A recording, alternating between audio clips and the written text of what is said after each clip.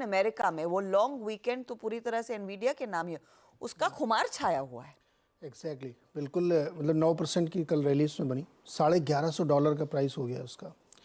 तो अब last Wednesday को रिजल्ट आया था, तब से लगातार वो चलता ही जा रहा है, क्योंकि गाइडेंस बहुत अच्छा दिया था उन्होंने। कुछ और एडिशनल आते जा रहा है क्या, या नहीं, अपग्रेड्स आ रहे हैं? अपग्रेड्स आ रहे हैं, उसी अपडेट पर। हाँ, उसी रिजल्ट पे अपग्रेड्स आ रहे हैं लोगों के, अलग अलग ब्रोकरेज हाउसेस के। तो इसकी वजह से एक बहुत बड़ी रैली जो बनी है वो जारी है और तेज़ी बनी हुई। तो उसने ही कल नैस्डैक को खींचा और नैस्डैक 17,000 के ऊपर जाके बंद हुआ, जो उसका लाइफ टाइम हाई है।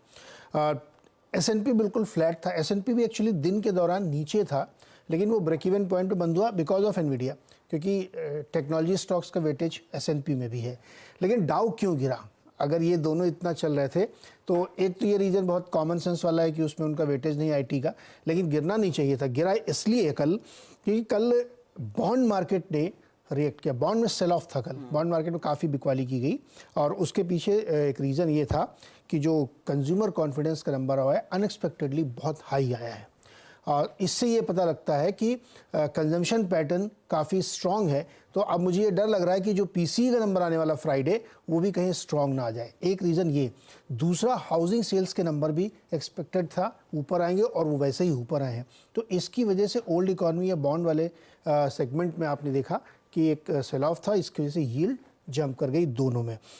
तीसरा एक बड़ा रीज़न था कच्चे तेल में तेज़ी, $84 से ऊपर निकल गया क्रूड, क्योंकि ओपेक प्लस की बैठक होने वाली है रविवार को, और उसको लेकर के बहुत अटकलें हैं कि दबाव है कि इस प्रोडक्शन कट को कंटिन्यू रखा जाए, जबकि डिमांड सर्ज है। साथ ही बीच में एक छोटी सी घटना और हुई है कि रेड सी के पास एक ऑयल वेसल था, उसके ऊपर अटैक किया गया, तो उसकी वजह से थोड़ा सा तनाव बढ़ा और क्रूड प्राइसेस अगेन ऊपर गए हैं।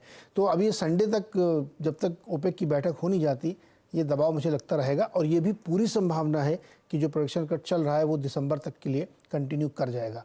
अगर ऐसा होता है तो क्रूड थोड़ा सा एलिवेटेड लेवल पे जरूर रहेगा, लेकिन बहुत ज़्यादा भागेगा नहीं, ये बिल्कुल निश्चिंत रही, क्योंकि US की तरफ से सप्लाई लगातार बना देंगे वो। लेकिन फिर भी 85-86 तक जा सकता, कोई असंभव बात नहीं है। तो ये 2-3 फैक्टर थे कल US मार्केट को अगर आप ट्रैक करना चाहें। लेकिन प्योर इक्विटी सेगमेंट में अगर आप देखेंगे तो कहीं कोई दिक्कत है नहीं। मैं अगेन कह रहा हूँ, वहाँ पे बुलिश टोन है, अंडरटोन जो पोजीशंस बनी हुई हैं लॉन्ग साइड की बनी हुई है। सारे हेज फंड पोजीशन छोड़ने को तैयार नहीं है, IT सहित ओल्ड इकोनॉमीज में भी। लेकिन इंट्राडे में कभी कभी कोई खबर आ जाती है तो बॉन्ड मार्केट रिएक्ट करता है, इस वजह से डाउ थोड़ा सा नरम पड़ा है, लेकिन तेज़ी का माहौल अभी भी US मार्केट में है। तो US मार्केट में तेजी का माहौल, और तेजी पूरी तरह से एनवीडिया को सलामी देती हुई दिखाई दे रही है।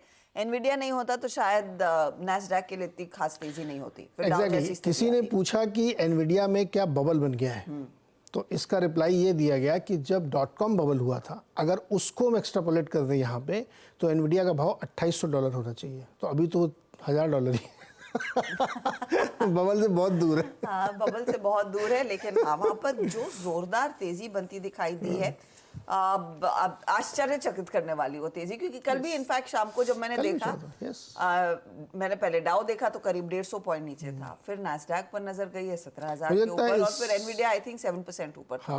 अभी 9% ऊपर है। इस दौर में मुझे लगता है 3 ट्रिलियन वो बना लेगा, अगर 10-10% इस तरह जरूर चलेगा ना। ये जो भारतीय फंड्स जो US में पैसा लगा रहे थे एनवीडिया में, उनका एक्सपोजर है? यस, फंड, फायदेमंद फंड में कई लोगों से मैंने पूछा, तो जिनको ये अलाउड है कि बाहर पैसे लगा सकते हैं, उनके पोर्टफोलियो में एनवीडिया है। हालांकि वो लिमिट ब्रीच हो गई है, हाँ, तो अब नया पैसा नहीं डाल पा रहे हैं, लेकिन सब ने डाल रखा है उसमें। मेरे पास एक ऐसा फंड है, मुझे देखना है उसके अंदर एनवीडिया का एक्सपोजर है या नहीं। फैंग वैंग का तो बड़ा एक्सपोजर था, लेकिन देखते हैं उन्होंने एनवीडिया पे पैसा डाला है या नहीं। चलिए, लेकिन आज इंपॉर्टेंट चीज, कल एक्सपायरी से ठीक पहले और आज निफ्टी बैंक की एक्सपायरी दरअसल होने वाली है।